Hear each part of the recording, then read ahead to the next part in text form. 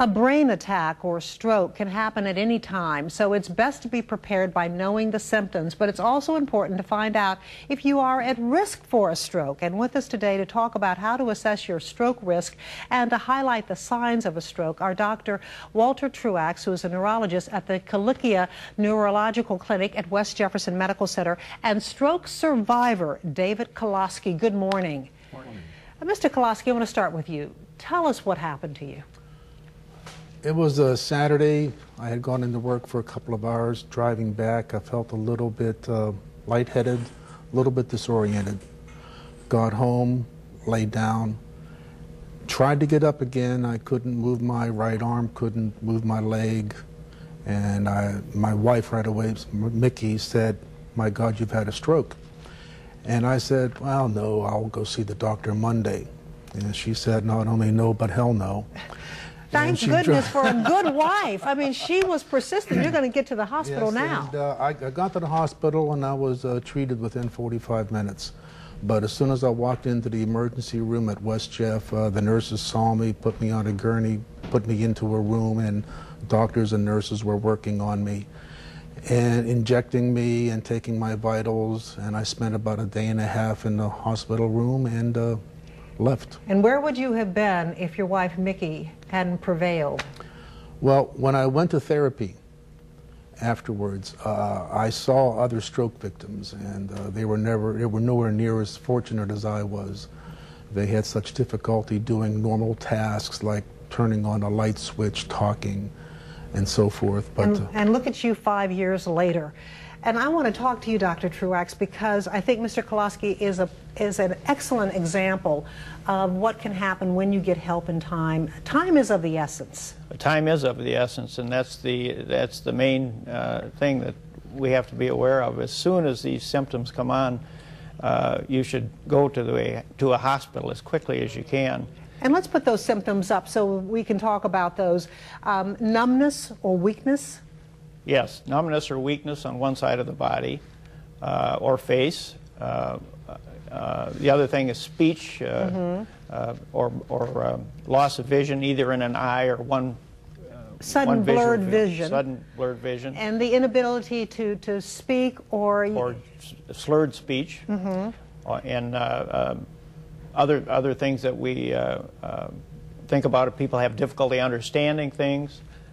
Severe onset of headache, sudden onset of headache suggests a bleed in the head, which is a kind of a stroke. And then acute onset of dizziness can sometimes be associated with stroke as well. And so these are the signs. If you have any one of these symptoms, you need to seek help immediately. Yes. Who is at risk for a stroke? Well, you know, everybody is at risk for a stroke. Stroke occurs in children. Last week we had a 5-year-old, I didn't see the patient, but a child with a stroke at West Jefferson that was eventually transferred to children. What causes them? I'm not certain in this particular instance exactly, but typically it's either a ruptured blood vessel or a blockage of a blood vessel. Obviously, stroke is much more common as you get older. Once you reach the age of 55, every decade beyond that, you're 10 times more likely to have a stroke. So it's something that we all have to worry about. Is there anything that we can do, such as taking baby aspirins, anything we can do to reduce our risk for stroke? There's good evidence that antiplatelet drugs, and obviously aspirin's the easiest and the cheapest, and taken on a daily basis probably does decrease the risk of stroke and heart attack. Now there's some slight risk of bleeding with that, but unless a person has a specific contraindication, it's probably a good idea. And is diet and exercise something that we need to be concerned about? Definitely.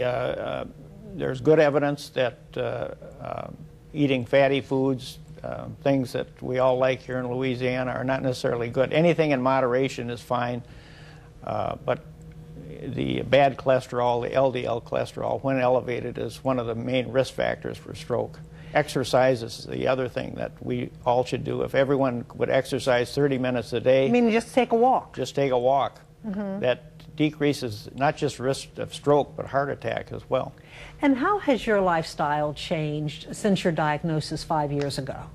Well, I really haven't noticed any after effects.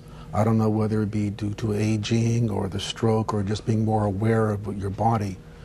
But I do watch what I eat, and I eat a lot. Yeah. Well, you look great. You look great. But I am aware very, very much about what is happening around me, and if I ever feel that dizziness or the lightheadedness that I did before, you know, I am going to make sure I get to the hospital. It's, from what I have seen, from what I have heard, you know, getting to the hospital is a must if you ever want to keep your quality of life that you had before. But one thing that I was amazed at and was going through my mind, with me at least, there was no pain. Very good point. And whenever you can't move your arm, you can't move your leg, and your mouth feels as though it's been hit with Novocaine, you would expect pain. And there was none. And that's an excellent point, because some people might think, like a heart attack, if you're having a stroke, you would experience pain, and that's not necessarily the case. That generally is the case, you know, that you don't feel pain, unless you'd had a ruptured blood vessel. Then you might have a terrible headache. But so you shouldn't say, well, I may have all of the other symptoms, but I'm not in pain, so it must be something. I can wait until Monday and see the doctor. You can't wait until Monday. You have to come right now. And when you go to the hospital right away, and as your wife got you there, and you said, you know, it looks like a stroke, what was the first thing that doctors did for you? Well, from what I remember and from what my wife tells me is that they injected me, they took my vitals, they were very concerned. There was no trying to figure out what they were going to do. They knew what they had to do, and I felt comfortable. But then again, I didn't have any pain, so I thought, well, maybe this is all unnecessary.